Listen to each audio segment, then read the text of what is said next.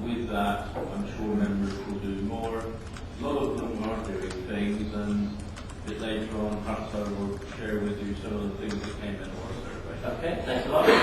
Next up, to John's right, is Kerr Andrews, and he is the Environment Business Manager for Groundwork West London, and the people he advises do more for climate change. But can't find time or resources to do it. Very good. Sweet. Okay, so Kerr's right is Peter Spalding, and he's Managing Director of the Greenwich Environmental Management Services. And similarly, he advises a lot of businesses. So what are the reasons that they give? Because the energy bills include rent. Classic problem. Landlord is intransigent. We've got our landlord by renewable energy. Hey. But it's very difficult.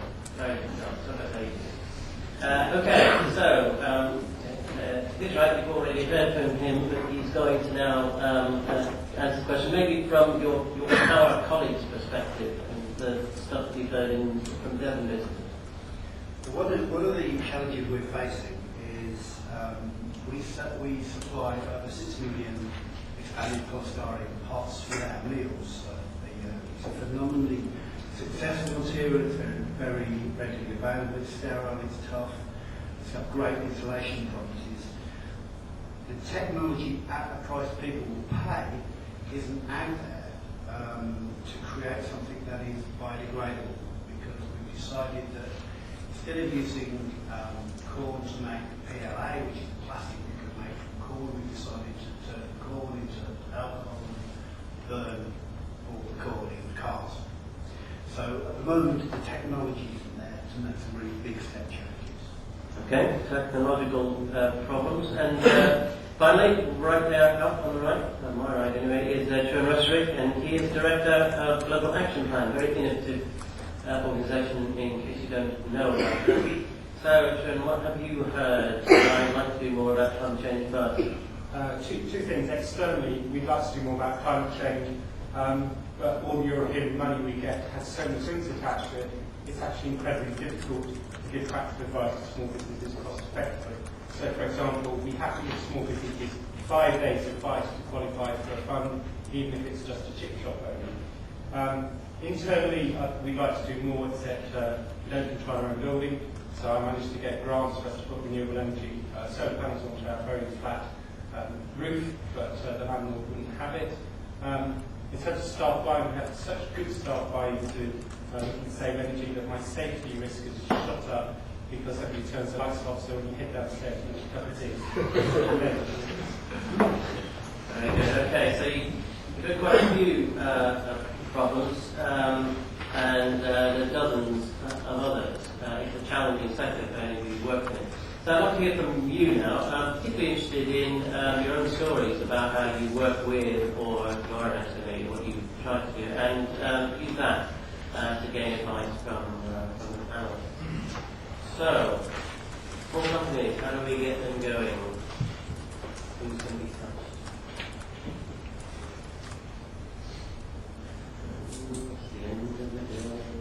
Yeah, some will be flowing.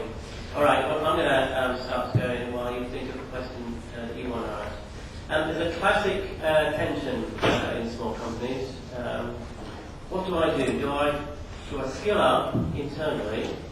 And then what do I do about my time for this, which is legendary among small companies?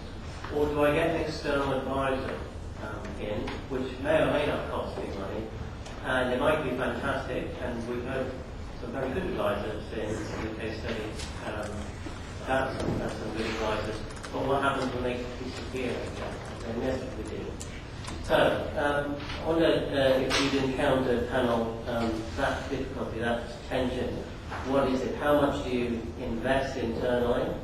And of course, risk often young and bright things, getting very interested and excited and then being pinched by a bigger outfit. And how much do you invest in someone from outside? Who wants to start? I'll start. Quite. I think the great thing about small businesses is that one person or two people can create a fantastic amount of change. You work with very large businesses and small businesses, and you get the enthusiasm and change driven through the company. I think that's essential. But many of the changes that can be created come from innovation or staff.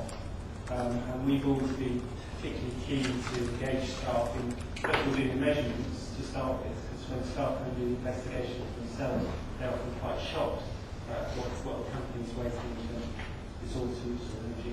So when we start to do that investigation, for them to interpret the figures and see how they can compare with others, and then actually to look at the changes that are practical within the culture of business and the strengths of business that they can make.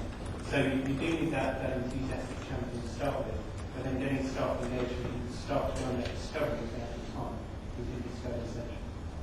Very good. Anyone want to add to that? Yeah, I mean, we run a lot of funded programs for businesses. I mean, we work in the London area, and I mean, there are a huge array of environmental business support programs out there across the country that businesses can benefit from. I mean, we're talking small to medium-sized businesses here, so anything up to 250 employees. Now, I think it's an important point because, I mean, if you have a funded intervention, you have an advisor coming in, providing you with the advice, but really at the same time what you need to make sure is that you fully understand the action plan that you're getting. Now, depending on the program, sometimes, I mean, as we touched on, you can get up to 5 days support, sometimes it's just one intervention, it's just like an on-site visit or it's some telephone support. But what you really want to do is make sure that you understand the advice that you receive from them and try and skill up your own team as well so that you actually understand what the issues are. A good way of doing that is setting up a green team that meets maybe once a month and looks at some issues, or have an environmental champion, as was pointed out. I mean, I get to put in a lot of environmental management systems. A lot of you will come across the SA555 or ACORN, as it's also known. And I often get asked, well, how much will it cost me to put in the system? And I say, well, you know, it's still a system at the end of the day. I wouldn't recommend that you pay me to put in the full system.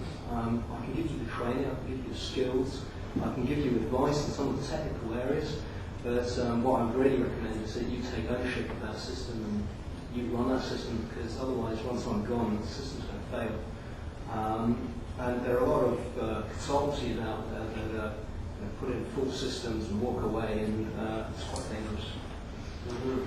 Certainly is, and any system learn that with quality.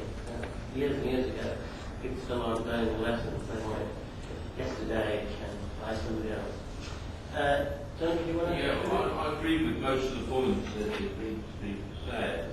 I certainly agree with his 855. I think this is a far better approach for small businesses than ISO 14001, because you can do a lot of it yourself, perhaps a little bit of outside help, but I think the real key to making all this happen is to get the business owner to lead and get others to follow. Because unless you get your employees on your side, you're never going to make it happen. So lead by example, and then the trick is, at the end of the year, you increase profit, and you allow for these to go and increase benefits for the employees, and perhaps a little bit for the business owner. But it's got to be a team effort, and with a team effort, it can work. Consultants have their place. Advice is good if it's a technical matter, but if it's a practical matter, you're far better off with the business owner taking the lead. Okay. Where do we go from? Peter, do you want to say anything? I think I would just add that there really is an awful lot of good advice out there for free. There's stuff that Jevons does, stuff that Groundwork does, many other organisations, and then you've got the IVMA, BRE, all providing free training. And whilst you might be a bit nervous about spending a couple of grand on some on these training course or something, and there's lots of very good stuff you can do in an afternoon or a day or two that's funded and it's free. So take advantage of it, and I think that's especially true in London. I'm constantly surprised when things are around actually. So make the most of it. Okay. Has any of that stimulated you to ask the question? Good for you, sir.